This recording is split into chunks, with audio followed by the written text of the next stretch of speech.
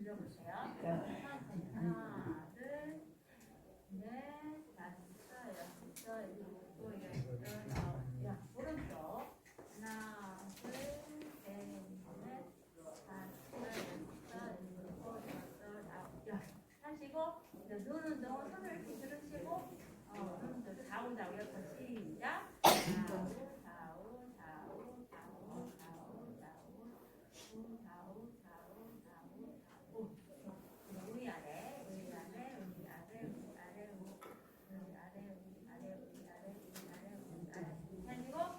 눈동자는 10번 왼쪽 한번 돌려보겠습니다. 시작. 하나, 둘, 셋, 넷, 다섯, 여섯, 일곱, 여덟, 아홉. 오른쪽으로. 하나, 둘, 셋, 넷, 다섯, 여섯, 일곱, 여덟, 아홉. 먼저 근육 운동을 왼쪽으로 2분 10번. 시작. 하나, 둘, 셋, 넷, 다섯, 여섯, 일곱, 여덟, 아홉. 오른쪽으로. 하나, 둘, 셋, 넷, 다섯, 여섯, 여덟, 아홉. 네, 나오셔서 찬양해주세요. 알겠습니다. 축복합니다. 예, 감사합니다. 우리 어르신들이 너무 이쁘고 꽃다우신데 꽃을 다니까 더 이쁘시잖아요.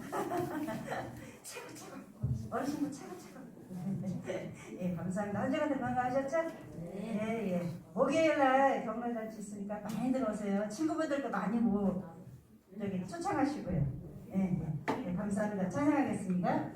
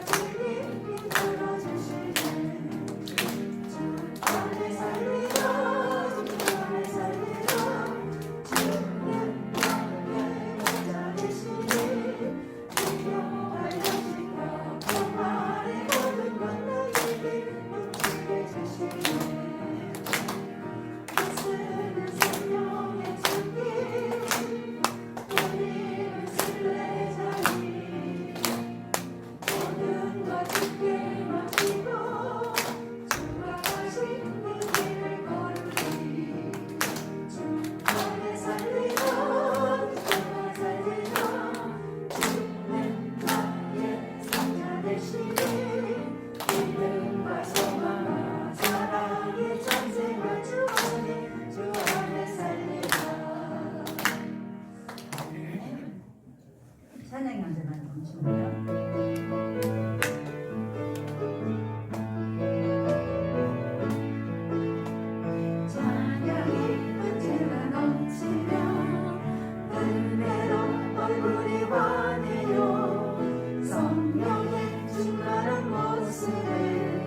서로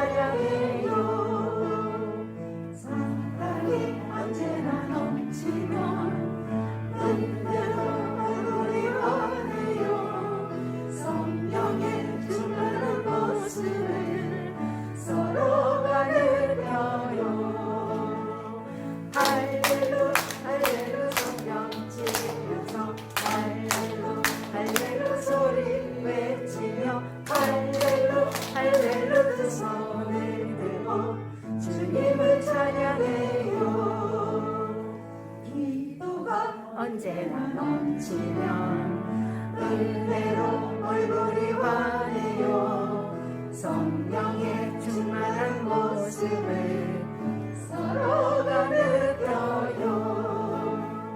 할렐루 할렐루 성령 지면서 할렐루 할렐루 소리 외치며 할렐루 할렐루 두 손을 들고 주님을 찬양해요. 예수님이 좋은 걸 보내요. 국악이니까 신나게, 신나게 신나게 많이 움직이세요. 예, 감사합니다.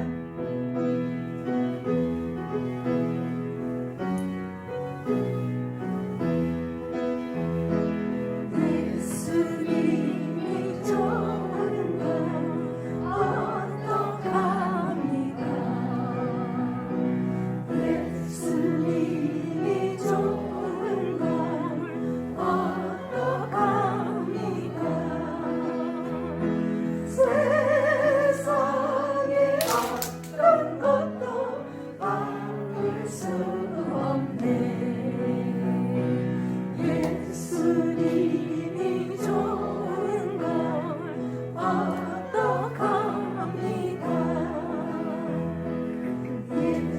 예수님이 좋은 걸 어떡합니까? 예수님이 좋은 걸 어떡합니까? 우리의 십자가를 지신 예수님, 예수님이 좋은 걸 어떡합니까? 예수님은 내 사랑, 나는 주 사랑. 예수님은 내 사랑, 나는 주 사랑. 세상에 어떤 것도 바꿀 수 없네. 예수님은 내 사랑, 영원한 사랑. 우리들의 가정을 믿음으로 돌아보게 하시는 좋으신 우리 하나님 참 감사합니다. 오늘은 거룩하고 복된 주의 날 어버이 주일 예배를 드리게 하심도 감사합니다. 우리의 마음과 뜻과 정성을 다해 드리는 예배되게 도와주시길 원합니다. 자녀들아 내 부모를 주 안에서 공경하라. 이것이 약속 있는 첫 계명이라고 말씀하시며 또 너희 자녀들을 노엽게 하지 말며 말씀과 훈계로 가르치라신 하나님, 말씀 안에서 자자손손 믿음의 복을 받는 명문 가정으로 명문 자녀로 세워가는 우리 어르신 가정들이 다 되길 원합니다. 하나님, 원치 않은 질병 가운데 구하지 않게 하시며 넘어짐이나 낙상도 해하거나 상함으로 인하여 병원에 구하지 않고 늘 깨어 있어 좋으신 우리 하나님 안에 구하길 원합니다. 오늘 말씀을 대원하신 김민숙 목사님 늘 신원을 강건케 하시며 말씀의 능력과 권세만 있게 하시어 아멘으로 하답하는 귀한 말씀 되게 하시옵소서. 하나님, 우리 어르신 분을 섬기는 모든 선생님들 건강으로 지키시며 가정과 자녀와 직장과 사업장의 복의 통로가 되시어 어려움 없이 감사와 기쁨으로 섬김의 사명을 잘 감당해낼 수 있도록 인도해 주시길 원합니다. 오늘 예배 가운데 큰 은혜 내려주시기를 원하며 가장 귀하신 이름 예수님 이름으로 기도드립니다. 아멘. 이 시간 우리에게 주시는 하나님의 말씀은 에베소서 6장 1절부터 4절까지의 말씀입니다. 함께 말씀을 교독할 때 하나님께서 우리에게 계시의 은혜 주시기를 원합니다. 자녀들아, 주 안에서 너희 부모에게 순종하라. 이것이 옳으니라.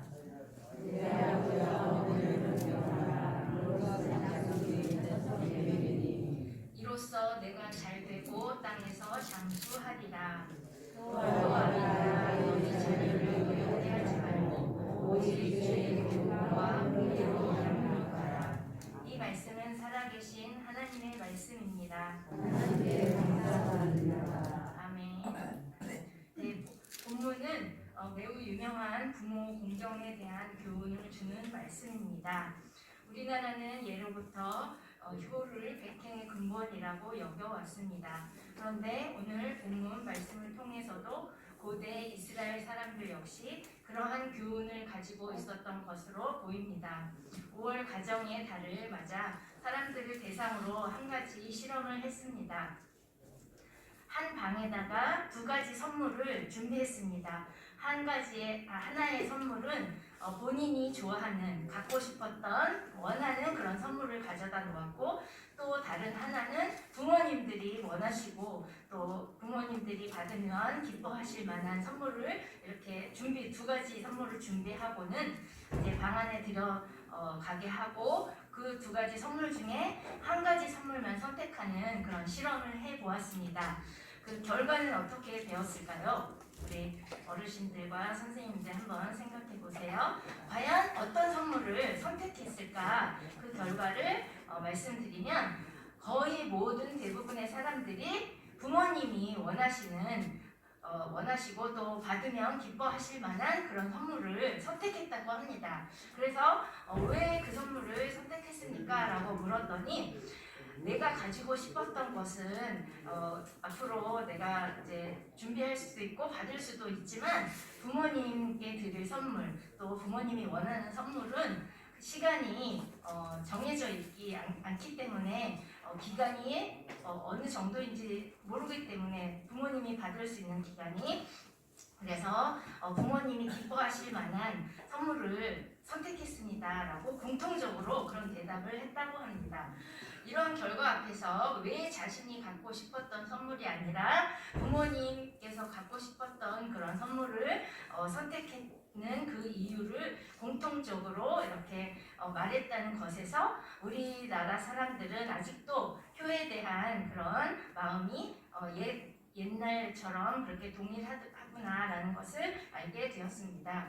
그리고 효에 대해서 사람들이 어떻게 생각하는지도 우리는 알게 되었습니다. 참 아름다운 모습입니다. 하나님께서는 400여 년 동안의 애굽의 노예 생활로 많이 힘들어했던 이스라엘 백성들을 생각하셔서 출애굽하도록 인도하셨습니다. 그 가운데 이제 모세를 통해서 10계명을 백성에게 내렸죠. 하나는 하나님과 지켜야 할 약속 4가지와 또 하나는 이웃들과 지켜야 할 계명 6가지를 주셨습니다. 그 가운데 이웃들과의 있어서의 그 계명 가운데 첫 번째 계명이 바로 부모 공경에 대한 내용입니다. 이것은 어떤 의미를 나타내고 있는 것일까요? 10계명에서 이 부모 공경에 대한 계명에서 효라는 것이 신앙생활에 있어서도 얼마나 중요한 덕목인지 가르쳐주고 있습니다. 이 약속의 계명은 신약시대에 와서 바울이 에베소 교회 교인들을 위해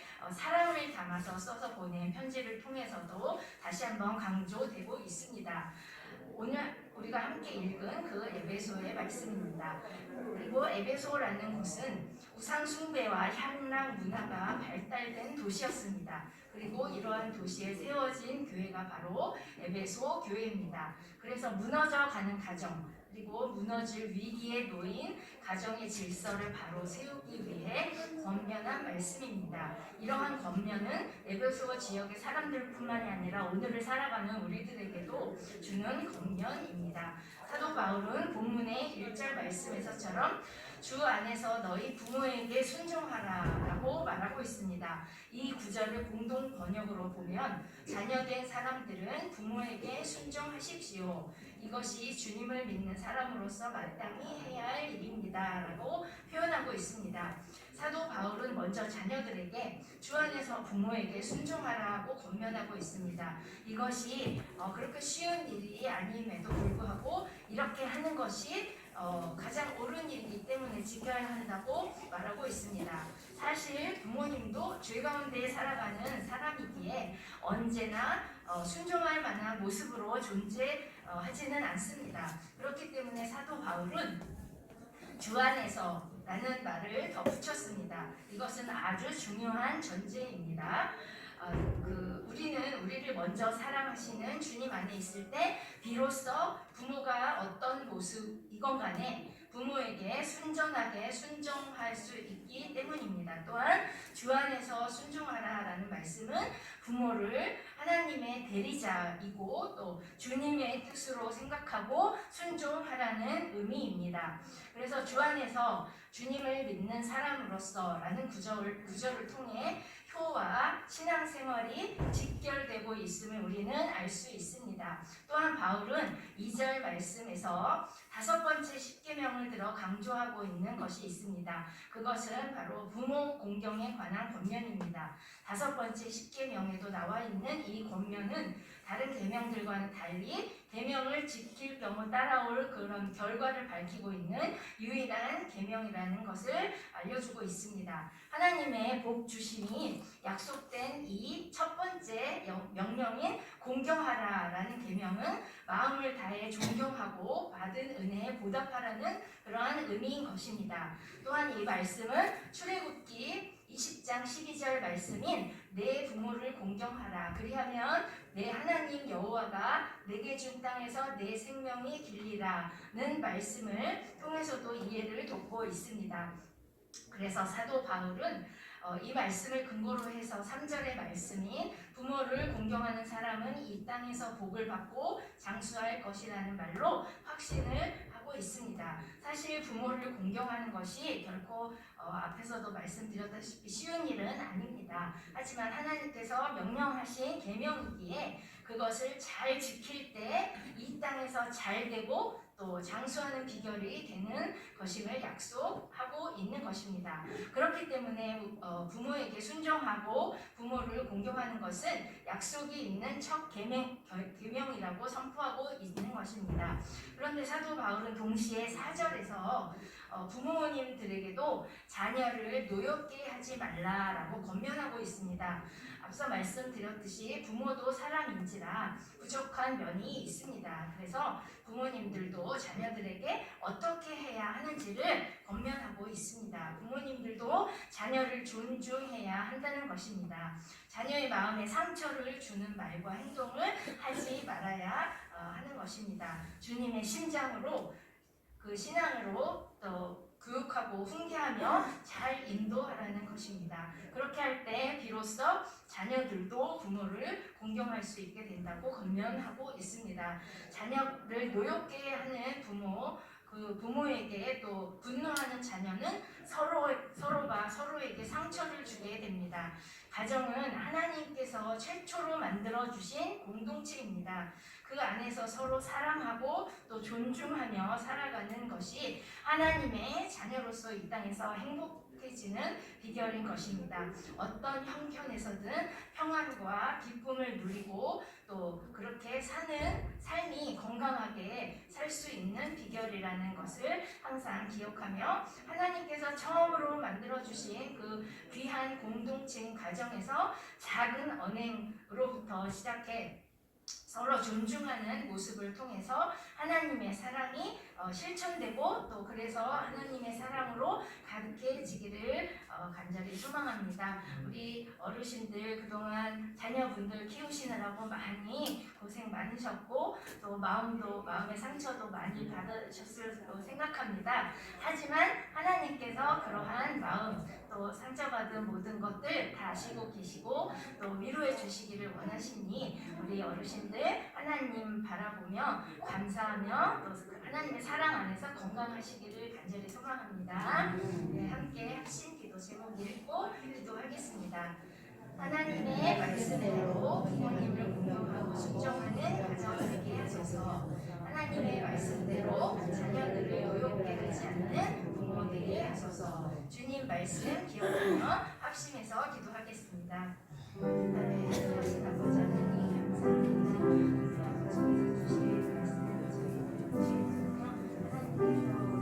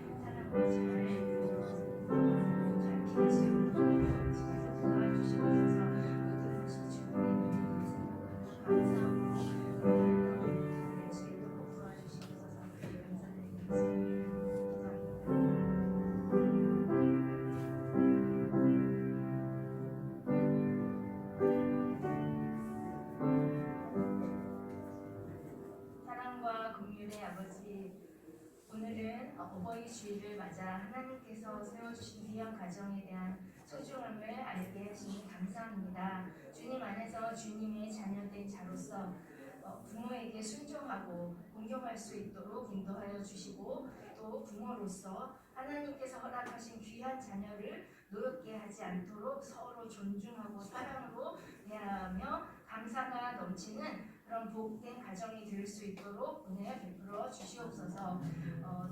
귀하신 예수님의 이름으로 기도합니다. 아멘. 이제는 우리 주 예수 그리스도의 은혜와 하나님 아버지의 크신 사랑과 성령님의 교통하심이 하나님께서 최초로 만들어주신 귀한 공동체인 가정에서 주님의 뜻대로 서로 존중하고 사랑하는 귀한 부모와 자녀 되기를 원하는 어르신부의 모든 어르신들과 교사님들 위해 영원토록 함께 하시기를 축원하옵나이다. 아멘.